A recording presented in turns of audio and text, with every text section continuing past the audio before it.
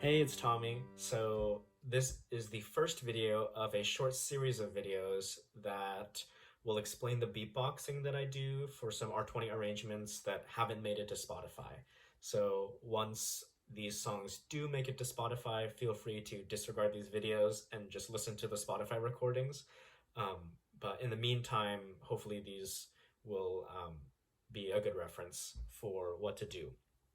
Um, and each of these videos is going to have three parts. So the first part is just going to be an explanation of the individual sounds that at least I use when I beatbox the song.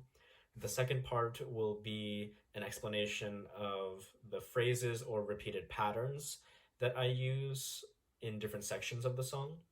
And then the final part will be me just beatboxing once through the whole song with the MIDI playing in the background to tie everything together.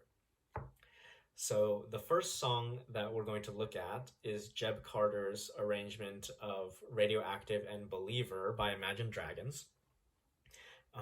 And so, yeah, let's get to the first section, which is just explaining the different sounds. So um, there are roughly 5 sounds that I use when I beatbox this. So the first sound is your standard run-of-the-mill kick drum. So the next sound is the hi-hat sound. And then the last 3 sounds are all snare sound variations. And these are the ones that I use, but feel free to use the ones that you're more comfortable with. But it will be helpful to have 3 different sounds just for some different textures in the song. So the 3 sounds that I use are first the what people would call a PF snare. The second is the inward K snare. And then the last sound is kind of like a click or a K snare sound. Yeah, so those are the 5 sounds. To recap, it's bass drum, hi-hat, PF snare, inward K, and then click or K snare. Okay, so next we're going to look at the different patterns that you'll use in different sections of the song. And the first pattern that we'll look at is the one that you'll use for the first 2 verses of the song. And it's going to sound something like this. And you're using the bass drum, the hi-hat, and also the PF snare. And so if I repeat this pattern multiple times, it'll sound something like this.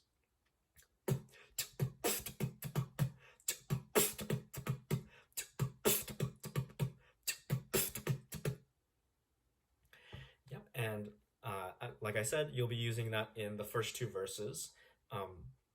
And there is one pause you'll need to make in the first verse. So I'll beatbox this pattern with the MIDI that I have pulled up here playing in the background, and I'll beatbox the first verse to show you what the pattern sounds like, and then also to show you that pause that needs to happen when the soloist breathes in and does that like that thing. And then after I beatbox the pattern, there is one other thing that I'll explain. But for now, let's do some beatboxing.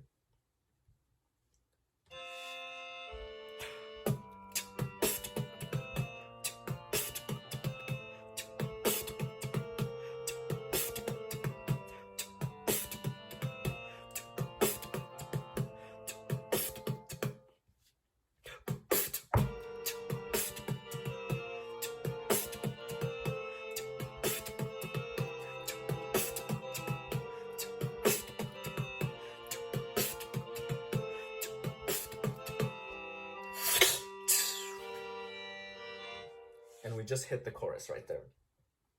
So yeah, you heard that pause in the middle, and that's where the soloist would do that breathing in and out thing. And then the other thing I want to point out is right before the chorus, in the measure before, you want to cut out and then just do that loud snare sound. So that is for me the inward K, just because it has a lot of volume for me. And you want that sound before the snare for that effect. So it'll sound like yeah, so you want to do that not only before the chorus after the first verse, but before every chorus in the song. And I'll do that in the beatboxing in the last portion when I beatbox through the whole song. Next, we'll look at the pattern for the choruses of the song. So all the choruses are basically the same, and they involve a 4-measure pattern. The first 3 measures are identical, and then the last one is a variation. And for this pattern, you're going to need the bass drum, the hi-hat, and I use the inward K snare. And the reason I use the inward K is because it's louder. And in the chorus, when we're all singing louder, it'll help you cut through better. So a louder snare will be better for the choruses and will also help create some contrast between the verse and the chorus. So the pattern sounds like this.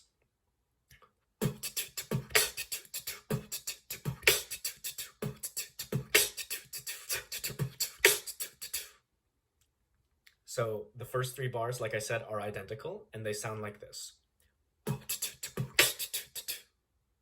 And so that happens 3 times, and then the last bar is... And yeah, so let me beatbox through one chorus of the song, and I will lead up to it using some of the first verse.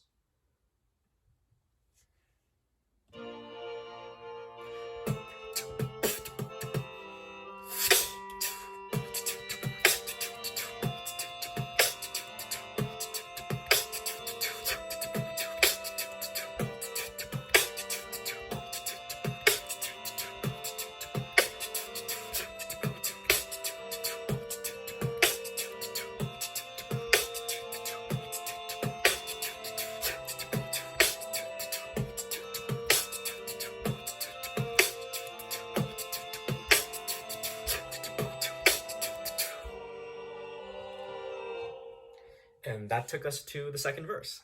So yeah, this 4-bar repeated pattern repeats 4 times for a total of 16 bars. And that is the choruses. Lastly, we're going to look at the 2 patterns that I use for the third verse of the song. And these involve bass drum, hi-hat, and the click or K snare. And the reason I use this third snare is to add a third texture compared to the first 2 verses and the choruses.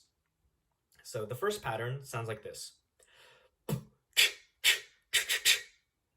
if I repeat it, it sounds like this.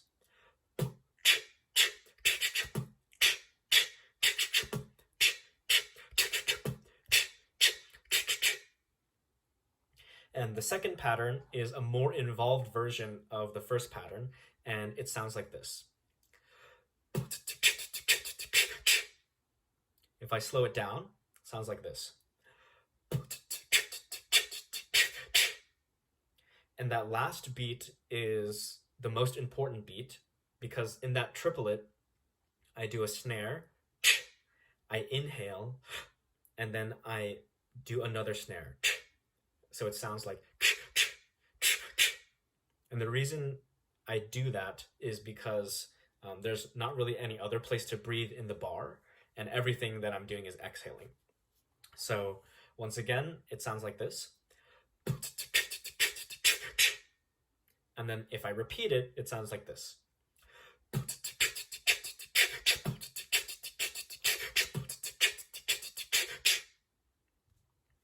And so now I will beatbox through all of the third verse with a little bit of the chorus right before it to show you what that sounds like.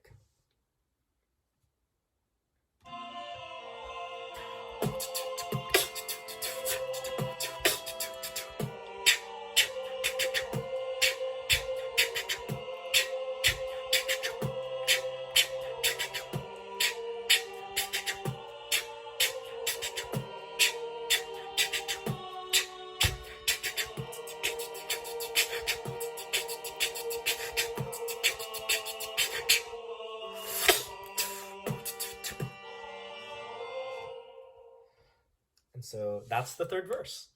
And you'll only use these two patterns in the third verse, nowhere else in the song. And so now I will beatbox the whole song and show you what it all sounds like put together.